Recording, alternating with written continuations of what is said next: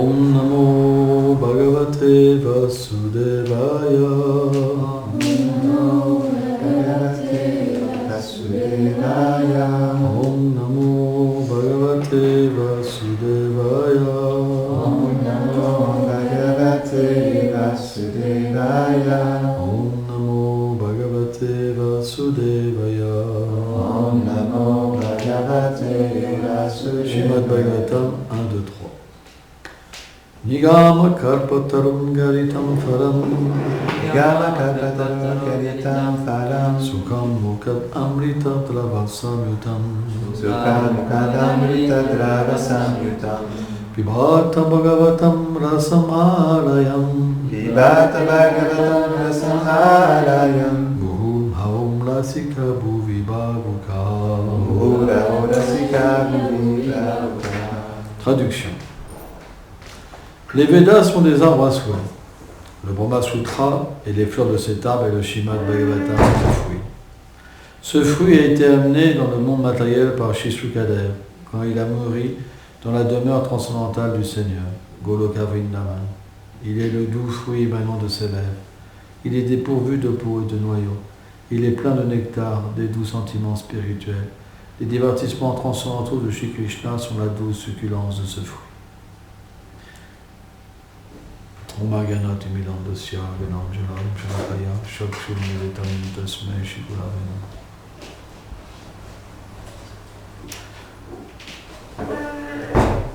Quand cette description est faite,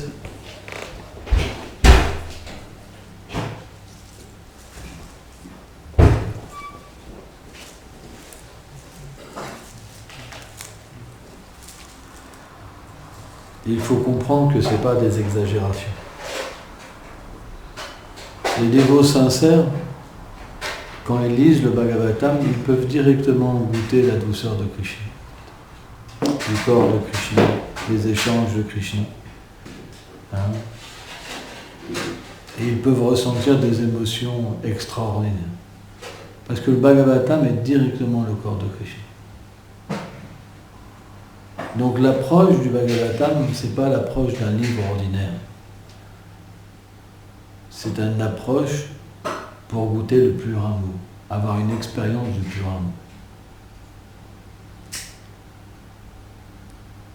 Ce livre, il n'est pas réservé pour les êtres ordinaires.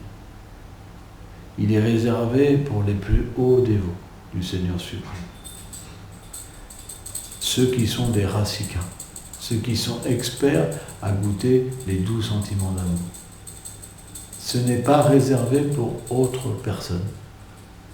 C'est pour ça, ceux qui sont attachés au pouvoir à faire paraître qu'ils sont des grands dévots, ils n'étudient pas le Bhagavatam. Si vous leur dites qu'est-ce que vous étudiez, ils vont vous dire j'étudie telle chose parce que le Bhagavatam c'est pas assez avancé, je m'ennuie quand je le lis.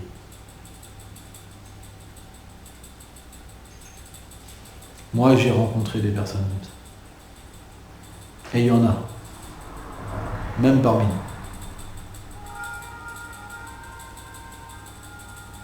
qui pensent que étudier le Srimad Bhagavatam, c'est inférieur.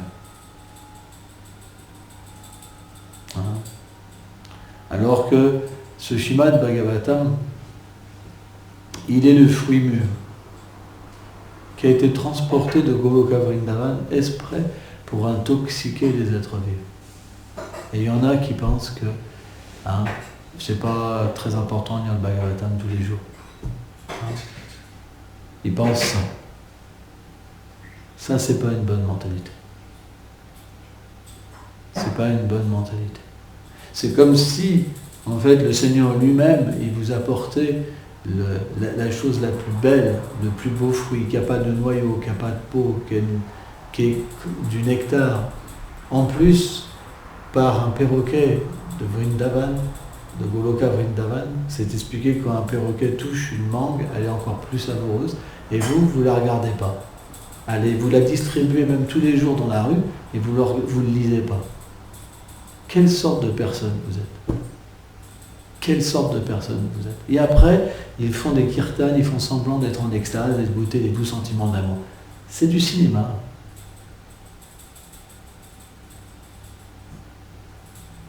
C'est contradictoire de fermer les yeux et de faire en sorte qu'on goûte tellement de choses et puis pas pouvoir avoir de goût pour lire le Bhagavatam alors qu'il est dans nos mains, même, qu'on le distribue. C'est pas correct. On ne devrait pas avoir cette mentalité. La réalité, c'est que quand vous voyez des gens, des dévots très élevés, ils ne font rien paraître. Et pourtant, ils goûtent des choses des millions de fois plus fortes. On ne doit pas essayer de se gratifier avec Krishna. Essayer de se gratifier. C'est pas de la vie sexuelle. Il faut être des dévots sincères. Le dévot sincère, qu'est-ce qu'il fait? Il travaille dur pour Krishna. Avec sincérité. Juste pour son plaisir. Il ne veut pas être une personne concupiscente. Vous voyez les Sahaja à Vrindavan, ils s'habillent en femme. Ils mettent même des faux seins. Mais quand ils passent l'eau, vous les voyez, ils n'ont pas besoin de se baisser. Je raconte souvent cette histoire, parce que une fois, j'en ai vu un, je dis, ah bah, ça ressemblait vraiment à une femme, toi. Je dis, quand même, toi, c'est une femme ou un homme, toi. Et puis quand je l'ai vu qui passait l'eau, j'ai vite compris que c'était un homme. Donc, on ne peut pas. Il y a une fameuse histoire avec Kamsha. Hein, quand on va de Terkadamba à Javat, il y a un très beau chemin, un très beau, extatique chemin. Parce que Shrimati Radharani, Krishna se divertissent dans ces endroits et se rencontrent. Et quand on arrive à Javat, un petit peu plus loin, il y a un kund spécial où il y a un divertissement qui est très spécial. Parce que Kamsha, il envoyait des espions dans Vrindavan. Parce que, naturellement, il a fallu identifier Krishna. Qui était cette personne qui allait le tuer?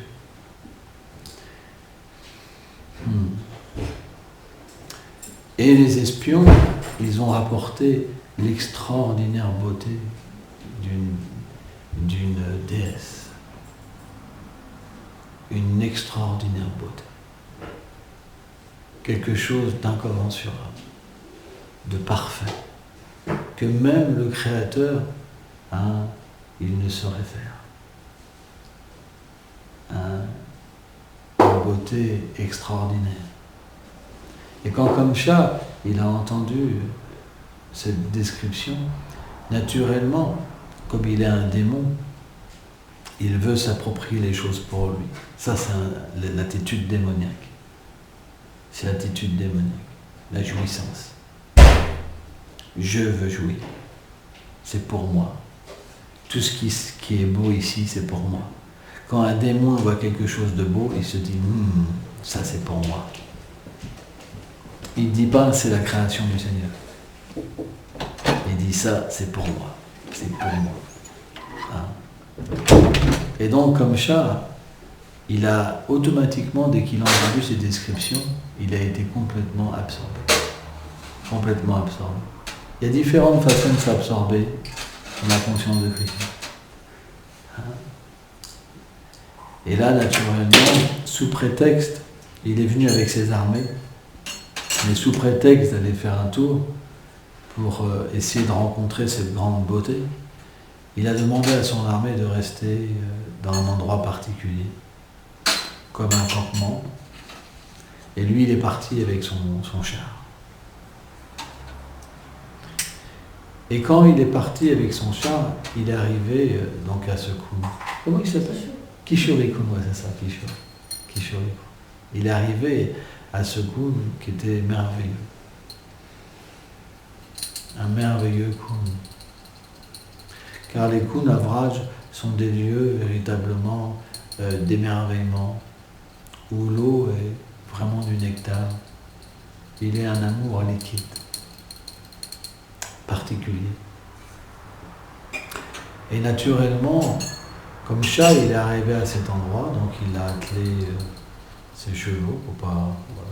Il est descendu de son char et il a eu, quand il a vu cette eau si belle, il a eu envie de boire. Hein.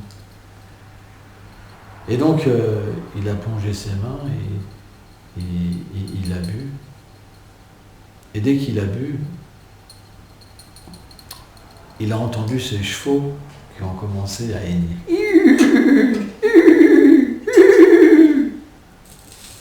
Donc il s'est retourné. Car les chevaux, en fait, ils font partie intégrante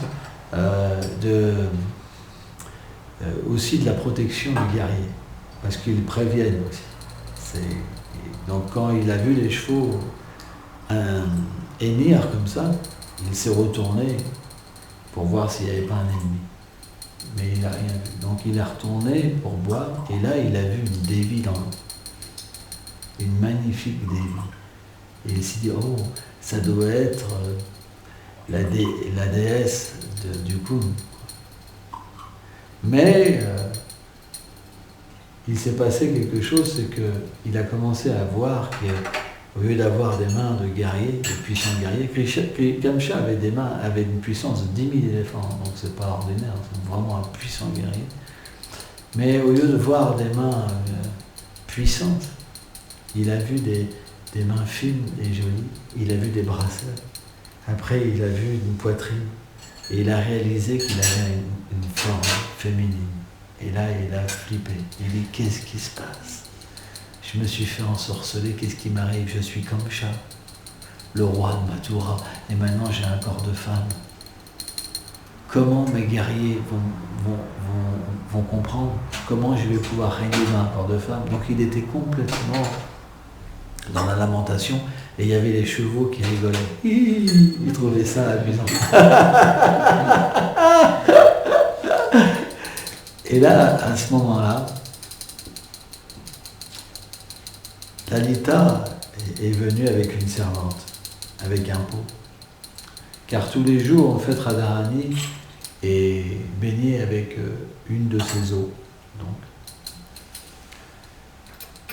Parce que l'abhishek de Radharani, c'est assez compliqué, c'est comme Krishna. Il y a différentes sortes d'eau, etc., de substances. On sait que par exemple, Maya Yashoda, elle fait infuser les rayons de lune dans l'eau, etc. Parce qu'à Vraj, tout est personnel. Et naturellement, cette lune qui est à Vraj, c'est pas une lune ordinaire. Le soleil qui est à Vraj, c'est pas un soleil ordinaire. Parce que dans la demeure du Seigneur éternel, il n'y a pas besoin ni de soleil ni de lune. Ils sont simplement des grands dévots du Seigneur. Et quand ils infusent des rayons, ce n'est pas des rayons ordinaires. C'est des doux rayons d'amour. Et donc, Lalita est arrivée et elle a vu Kamsha. Et elle a vu qu'il avait un corps de femme. Et Kamsha, quand il a vu Lalita, il s'est dit peut-être qu'elle pourrait me secourir. Peut-être qu'ils connaissent quelque chose. Peut-être que ceux-là qui jettent un sort, peut-être qu'ils ont un moyen pour que je retrouve ma forme féminine. Et donc, Kamsha a commencé à parler à Lalita. Et Lalita, quand elle a vu qu'il avait un corps de femme, en fait, elle lui a dit, en fait, ce Kund, il comble tous les désirs. Donc tu as dû penser à une femme pour avoir un corps de femme. En fait, elle savait son mauvaise intention.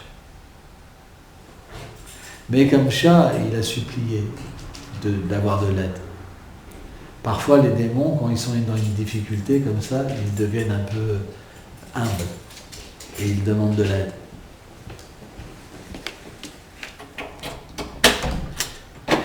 Mais Radharani est toujours miséricordieuse, extrêmement miséricordieuse. Donc elle comprenait la situation à distance et elle est intervenue dans le mental de Lalita. Elle lui a dit « apporte-moi ce rascal ». Donc Lalita, pour humilier Kamsha, elle l'a fait puiser de l'eau, il a porté l'eau sur sa tête. Et donc, ils ont été. Donc, dans les appartements de Srimati Radharani, dans une pièce principale, où Kamsha s'est vu donc recevoir un endroit pour attendre Srimati Radharani. Et quand Radharani est venue en fait dans cet endroit, dans cette pièce, elle a paru à Kamsha comme un soleil.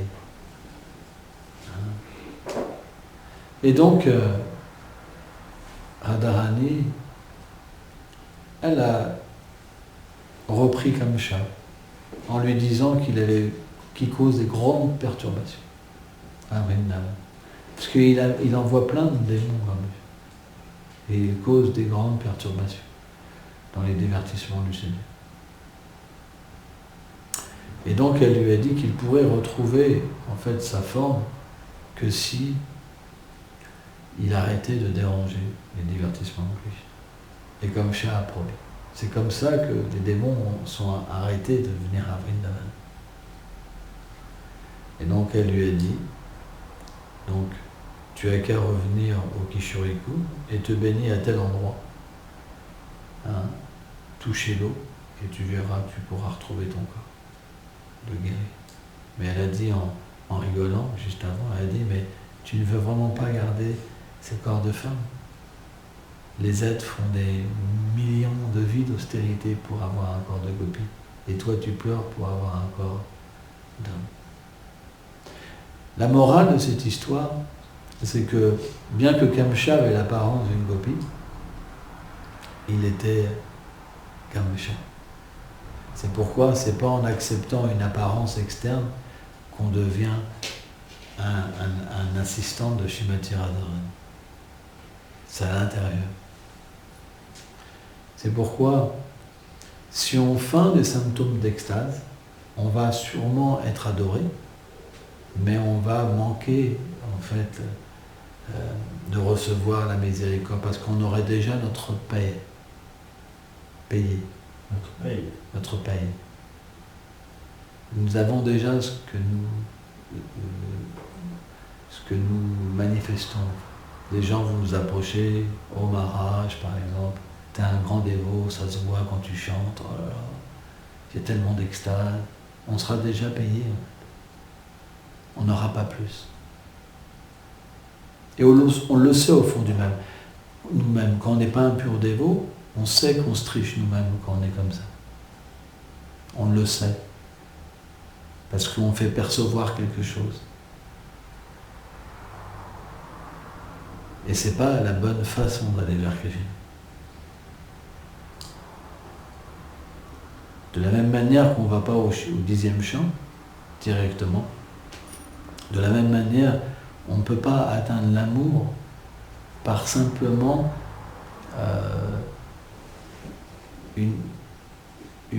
comment je pourrais dire ça, accroître notre...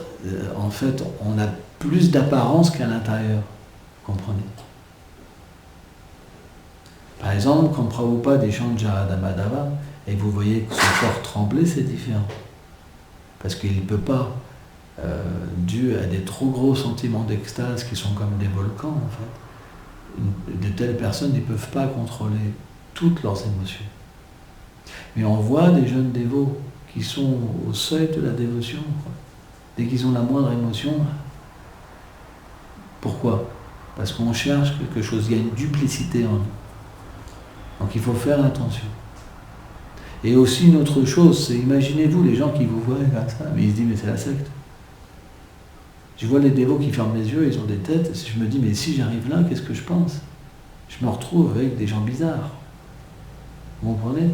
On n'a pas besoin de fermer les yeux pour goûter Krishna. Qu'on soit les yeux ouverts ou fermés, c'est la même chose. Vous comprenez? Parce que si vous fermez les yeux, vous allez faire des têtes bizarres. Et ça, les gens, ils remarquent. Ils disent, c'est bizarre quand même. Donc on doit toujours avoir une disposition la plus correcte pour que les gens nous apprécient. C'est important. C'est très très très important. On est leurs représentants. Parce que les gens, qu'est-ce qu'ils vont penser? Ce qu'ils pratiquent, c'est ce qu'ils sont. C'est pour ça qu'on doit être honnête. C'est pour ça qu'on doit avoir un aspect qui ne fait pas peur. C'est très important.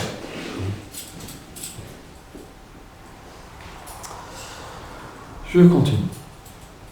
Ô vous les dévots, étant absorbés dans la saveur succulente de l'extase divine, goûtez sans cesse le nectar empli de doux sentiments de ce fruit jusqu'à ce que vous soyez immergés dans l'océan de la félicité extatique. Devenez expert dans l'autologie mystique de la philosophie des divertissements d'amour transcendantal, empli d'extase de Shiva, Chandra, Nanda, Krishna. Krishna, le fils du roi de Vraj. Vous serez ainsi intoxiqué profondément en le buvant sans interruption. Tenez reporté.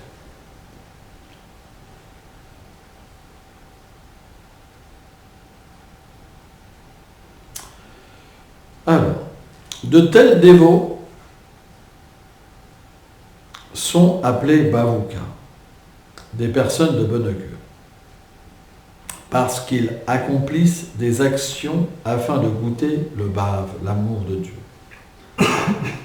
Selon Bhatta Nayaka, l'émotion permanente est établie par l'action qui est liée à goûter l'amour de Dieu.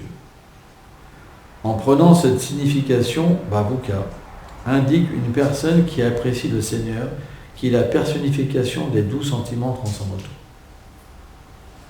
Puis, Vishvamsari Thakur réfute l'argument de ceux qui pensent que cette félicité pourrait désigner la béatitude ressentie dans la réalisation du Brahman impersonnel.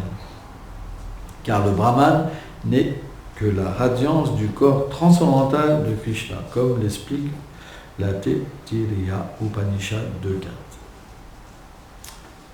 Lorsqu'un pratiquant atteint le service d'amour du Seigneur, il devient audacieux.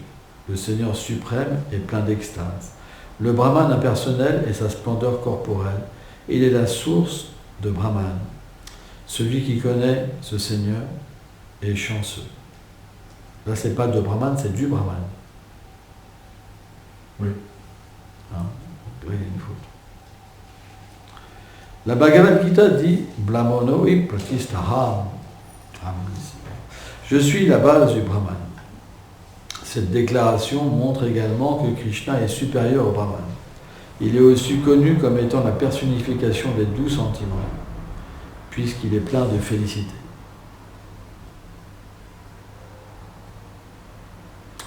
On va lire un très beau verset du Srimad Bhagavatam.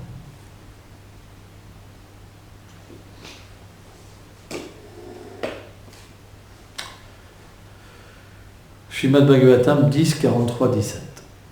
Quand Shri Krishna, accompagné par Baladev, entra dans l'arène, chaque spectateur le vit selon sa mentalité. Les lutteurs le virent comme l'éclair, les gens de Mathura comme le meilleur des hommes, les jeunes filles le perçurent comme le Cupidon, les Gopas, les pâtres, comme leurs propres amis et parents. Les princes insoumis le virent comme le châtiment personnifié. Ses parents le considérèrent comme leur enfant bien-aimé, comme Shah, le roi des Bhojas, le vit comme la mort en personne. Les gens peu intelligents le perçurent comme la forme universelle du Seigneur. Les yogis le virent comme la vérité absolue. Et les personnes du clan des Vrishnis comme la déité suprême et adorable.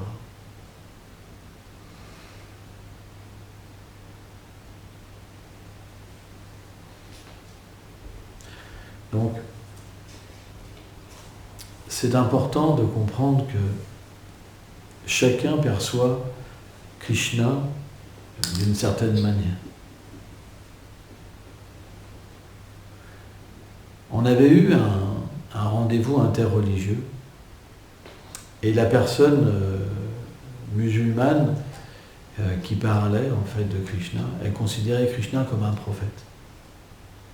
Alors que toutes les écritures védiques glorifient Krishna comme la cause de toutes les causes, comme le Seigneur suprême, comme la personne originelle, l'origine de toutes choses. Et j'avais trouvé ça un petit peu déplacé. Très déplacé. Mais j'avais toléré. Mais lorsqu'on a de l'amour pour Krishna, naturellement, on n'aime pas que Krishna soit rabaissé non plus. Donc j'avais contacté quand même son serviteur, je lui ai dit que quand on vient chez des gens, on respecte la pensée des gens. C'est un principe. C'est le respect. Et là, il m'avait dit, oui, mais il y a tellement de croyances. Et là, je me suis dit, c'est vrai. Il y a tellement de façons de voir Krishna. Comme dit Raghunath Das Goswami, peu importe, même s'ils disent que Krishna est un être ordinaire. Peu m'importe. Mais il est ma vie, il est mon âme. Il est le souffle de ma vie. Je ne peux pas faire autre chose que de l'aimer. C'est ça l'amour. L'amour n'a pas de cause. Par exemple, dans ce monde, on aime quelqu'un parce qu'il nous procure du plaisir. S'il y a plus de plaisir, on ne veut plus rester avec. C'est pas de l'amour. On ne peut pas dire à quelqu'un qu'on l'aime. Parce que si on enlève par exemple la vie sexuelle, les gens ne peuvent plus rester ensemble. Ça ne peut pas être de l'amour. C'est de l'intérêt. C'est de l'exploitation. Alors que l'amour spirituel, Chaitanya Mahaprabhu explique que même si tu me brises le cœur devant moi, même si tu délaisses mon amour pour aller avec une autre personne, ça n'enlève rien à mon amour. C'est ça la différence entre l'amour spirituel et l'amour matériel. C'est que l'amour spirituel ne peut jamais décroître. Il augmente. Peu importe comment le Seigneur fait avec nous. C'est pourquoi on peut voir les dévots du Seigneur, quand ils sont testés, jamais leur foi disparaît. Et pourtant, Dieu sait qu'est-ce qu'ils sont testés, les dévots du Seigneur. Plus ils sont avancés, plus ils sont testés. Mais on remarque que jamais leur amour ne disparaît pour Krishna. Jamais. Même si Krishna se cache d'eux. Simplement, ils souffrent d'être séparés avec Krishna, mais ils tolèrent. Ils tolèrent comme une femme chaste tolère.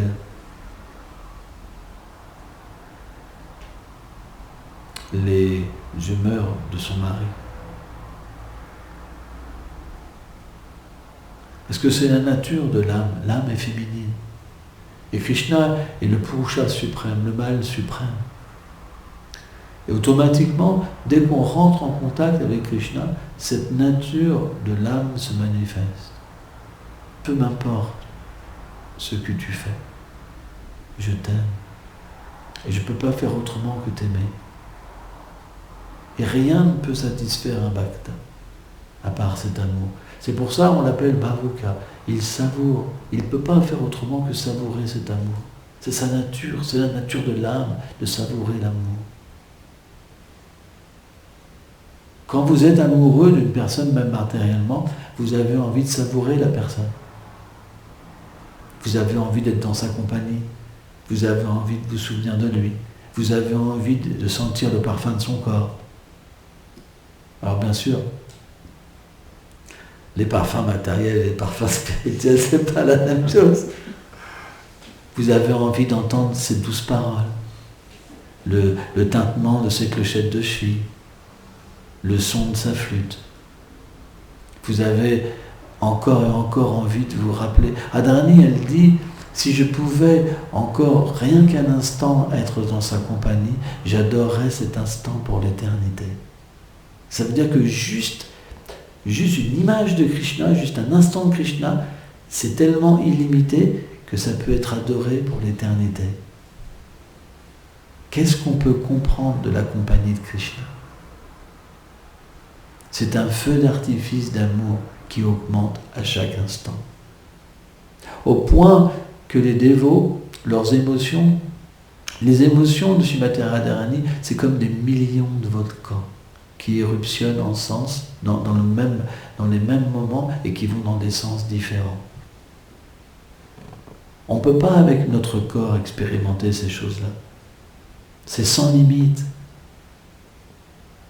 C'est des choses qui sont extrêmes et éternelles. C'est ça, la bhakti. C'est pas juste fermer les yeux et essayer de montrer au monde là qu'on est avancé. Là. Faire tout un cinéma d'un tout petit sentiment qu'on goûte. C'est pas ça la bhakti. Ça, c'est de se tromper nous-mêmes. C'est pas ça qu'on veut. Ça ne nous intéresse pas de montrer aux gens qu'on goûte quelque chose. Ça, c'est moi, je déteste ça. Personnellement, j'aime pas. Parce que si on est sincère, on verra qu'on se trompe nous-mêmes. Pourquoi on ferme les yeux, on est comme ça? Non, pas besoin. Pas besoin. À Goloka Vrindavan, ils ne sont pas comme ça. Ils regardent Krishna. Hein? Avec les yeux ouverts, on peut voir Krishna partout. Je dirais même que c'est plus facile avec les yeux ouverts qu'avec les yeux fermés. C'est plus facile. Donc on doit faire attention d'être dans le bon chemin. Parce que si on commence à se faire adorer, si on veut passer pour un grand dévot, alors la complication va venir. On ne va plus avancer spirituellement. Parce que notre récompense, ça sera l'adoration. Les gens vont penser qu'on est un pur dévot. Les gens vont penser qu'on a avancé. Et on dira non, non, non, c'est pas vrai, je suis. Puis en fin de compte, mais on y pensera quand même. Et c'est pas évident. Et ça se voit, ça se comprend dans les attitudes de tous les jours. C'est pour ça qu'on doit rectifier. On doit rien faire paraître. C'est important. Merci beaucoup.